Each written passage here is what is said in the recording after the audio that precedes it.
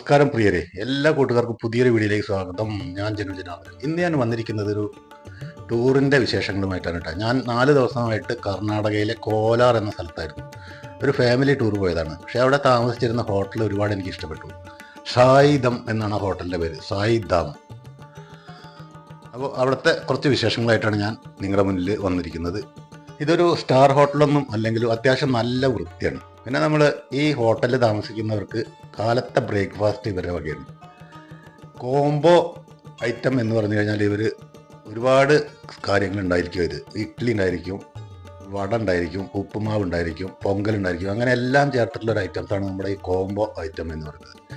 Taste എന്ന് പറഞ്ഞാൽ ഒരു രക്ഷയില്ലാത്ത ടേസ്റ്റ് എൻ്റെ ചങ്ങാതിമാർ. അത്ര രുചികരമായിട്ടുള്ള സാമ്പാർ, ചട്നി, ഇഡ്ഡലി, വട എന്തെന്നാ പറയാ, ഒരു രക്ഷയില്ലാത്ത ടേസ്റ്റ്.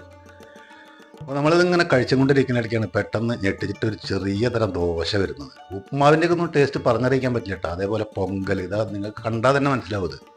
ഇതിങ്ങനെ ഒരു 3/4 ഭാഗം ആയതോടുകൂടിയിട്ട് ഒരു തരം മസാല ദോശ. നമ്മൾ ഈ രീതിയിലുള്ള മസാല ദോശ കണ്ടിട്ടുണ്ടായിരിക്കില്ല. വളരെ ചെറിയ മസാല ദോശയാണ്. പക്ഷെ അതിൻ്റെ ഉള്ളിലുള്ള മസാലയും ആ ദോശ നിങ്ങളൊന്ന് നോക്കൂ, എന്തൊരു ഭംഗിയാണത് കാണാൻ.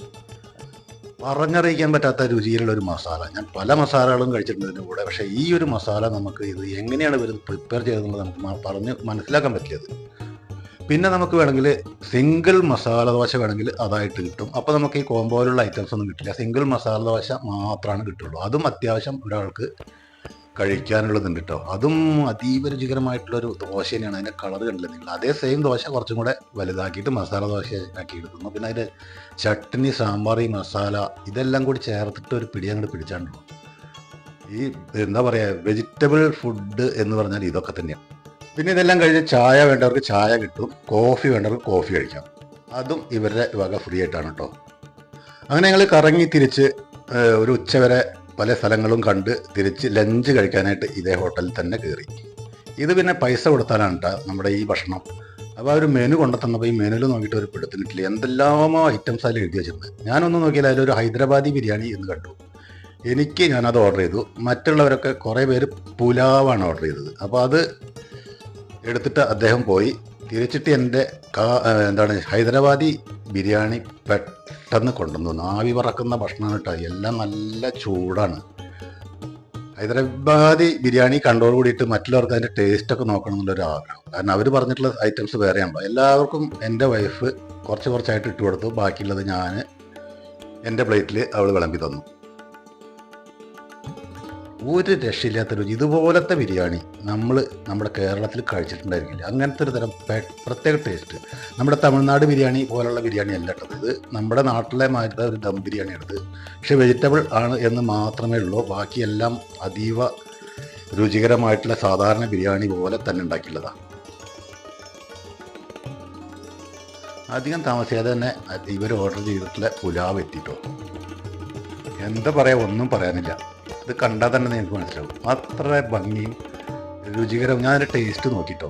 ഞാൻ സാധാരണ പുലാവ് കഴിക്കാറില്ല. എനിക്ക് അത്ര വലിയ താല്പര്യമില്ലാത്തൊരു ഫുഡാണ് ഈ പുലാവ്. പക്ഷേ ഈ പുലാവ് ആരും കഴിച്ചു. ഒരു വെജിറ്റബിൾ പുലാവാണെന്നത് പറയില്ല കഴിക്കും. അതാണ് എൻ്റെ പ്രത്യേകത. പിന്നെ 1-2 പേര് വേറെ എന്തൊക്കെയോ ഐറ്റംസാണ് പറഞ്ഞിട്ടുണ്ടായിരുന്നത്. അത് കുറച്ചും കൂടെ താമസം ഉണ്ടാവും എന്ന് പറഞ്ഞത്. അതെന്താ വെച്ചാൽ നമ്മളൊരു റൊട്ടിയൊക്കെ ഉണ്ടാക്കിയിട്ട് വേണം. റൊട്ടി നാൻ കൂടാതെ വേറൊരു തന്തൂരി റൊട്ടി അത് ഉണ്ടാക്കിക്കൊണ്ടിരിക്കുകയാണ്. അപ്പോൾ ഇത് കഴിച്ചുകൊണ്ടിരിക്കുകയാണെങ്കിൽ അത് വന്നു. ഒരു ഫ്രൈഡ് റൈസ് പറഞ്ഞിട്ടുണ്ടായിരുന്നു. ഒരു രക്ഷയില്ലാത്ത ഫ്രൈഡ് റൈസ്. അതിന് ഞാൻ ടേസ്റ്റ് വെറുതെ നോക്കി. നമ്മുടെ നാട്ടിൽ കഴിക്കാത്ത ഒരു പ്രത്യേക ടേസ്റ്റ് തന്നെയാണ് ഇതിൻ്റെ. പിന്നെ അത് കൂടാതെ തന്തൂരി റൊട്ടി, ആലു പാലക്ക്, ഇത് രണ്ടും കൂടി അവിടെ വേറെ ആരോ ഓർഡർ ചെയ്തിട്ടുണ്ടായിരുന്നു. അതും വന്നു. അങ്ങനെ ഒരു രക്ഷയില്ലാത്ത ഫുഡ് കഴിച്ചു. ഞാൻ തീർച്ചയായിട്ടും ഈ ഹോട്ടലിനെ കുറിച്ച് പറയാനുള്ള കാരണം, നിങ്ങൾ ആരെങ്കിലും കോലാർ എന്ന സ്ഥലത്ത് പോകണമെങ്കിൽ ഈ ഹോട്ടൽ തിരഞ്ഞെടുക്കുക കേട്ടോ.